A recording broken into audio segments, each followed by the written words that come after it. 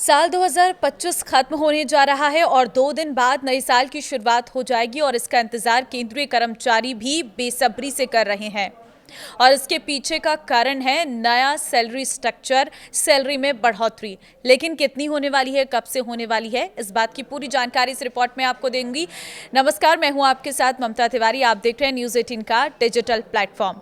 1 जनवरी 2026 से देश में तमाम नियमों में बदलाव के साथ ही 8वां वेतन आयोग भी लागू हो सकता है और इसे लेकर केंद्रीय कर्मचारी और पेंशनर ये जानने के लिए उत्सुक हैं कि इसके लागू होने पर उनकी सैलरी में कितनी बढ़ोतरी होगी, कितना पैसा बढ़ेगा, उनके महंगाई भत्ते यानी डीए में क्या चेंजेस होने वाले हैं और बकाया एरियर का पेमेंट कब किया जाएगा। तो साल 2026 का आगाज केंद्रीय कर्मचारियों के लिए बड़ा बदलाव लेकर आने वाला है।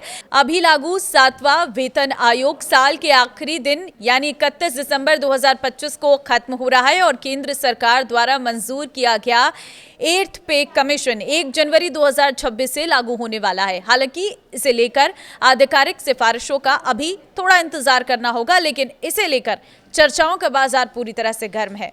लेकिन ध्यान रहे कि अंतिम रिपोर्ट जारी होने तक ये सभी आंकड़े अनुमानित हैं, लेकिन इनसे नया वेतन आयोग लागू होने के बाद तमाम मदों में होने वाले बदलाव का अंदाजा लगाया जा सकता है।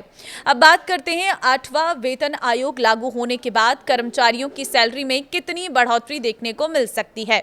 हालांकि अभी तक इसको लेकर आधिकारिक तौर पर आंकड़ा नहीं आया है, लेकिन इसे लेकर कई शुरुआती अनुमान जारी किए जा चुके हैं। एक्सपर्ट्स के मुताबिक पिछले वेतन आयोगों और वर्तमान आर्थिक परिस्थितियों के आधार पर ये सभी अनुमान लगाए जा रहे हैं। 6th वेतन आयोग के लागू होने के बाद औसतन वेतन में करीब 40% की बढ़ोतरी हुई थी।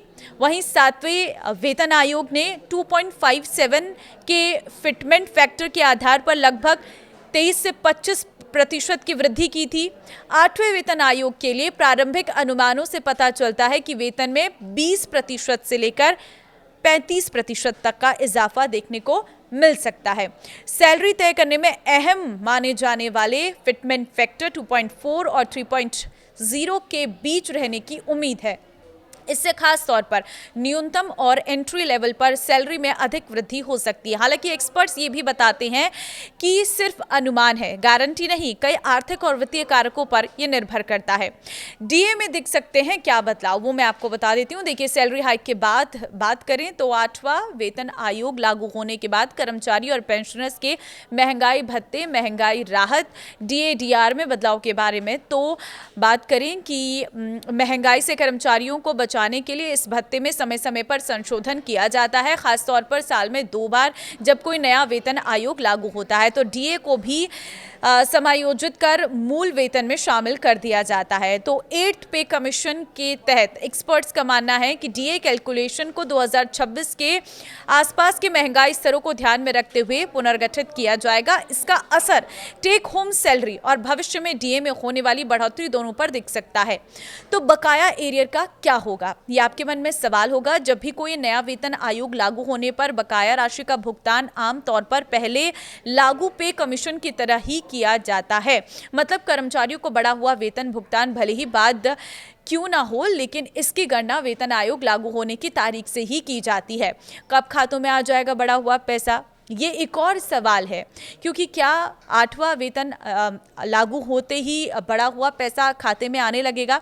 तो इस पर एक्सपर्ट्स का कहना है कि वास्तविक वेतन संशोधन और बकाया राशि मिलने में समय लग सकता है और पहले वेतन आयोग की तरह कर्मचारी और पेंशनर्स को इंतजार के लिए तैयार रहना चाहिए। एक्सपर्ट्स का कहना है कि जिस तरह 7वें पे कमीशन को जनवरी 2016 से लागू हो गया था, लेकिन कैबिनेट की मंजूरी उसे साल जून में मिली थी और बकाया राशि का भुगतान बाद के महीनों में किया गया था, ठीक उसी तरह से इस बार भी हो सकता है। लेकिन ये ज़रूर है कि 2026 सभी केंद्रीय कर्मचारियों के लिए बढ़ी हुई सैलरी का तोहफा लेकर आया है।